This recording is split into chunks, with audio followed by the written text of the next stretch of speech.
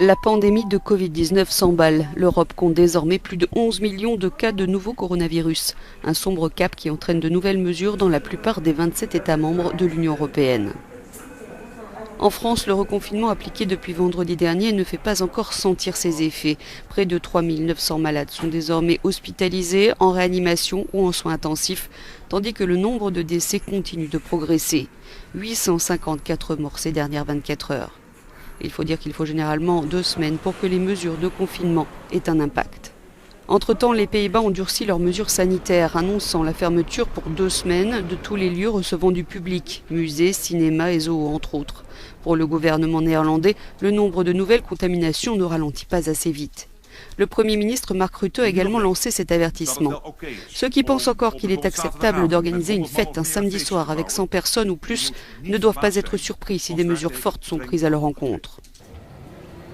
L'Autriche, encore sous le choc de l'attaque terroriste de Vienne, est devenue avec la Grèce le dernier pays du continent européen à imposer des mesures sanitaires restrictives. Instauration d'un couvre-feu, fermeture des musées, théâtres, cinémas, piscines, mariages, fêtes d'anniversaire et marchés de Noël sont annulés pour les Autrichiens. En Grèce, certaines villes sont confinées. Le pays impose aussi un couvre-feu, tout comme la Belgique ou l'Espagne. L'Allemagne, elle, recommande le confinement et a fermé depuis lundi restaurants, bars, installations sportives et culturelles. L'Italie, elle, s'abstient pour l'heure de remettre en place un confinement, tentant ainsi de sauvegarder son économie. Mais elle annonce de nouvelles mesures. Un couvre-feu national de 22 h à 5 h du matin entrera en vigueur dès demain jusqu'au 3 décembre.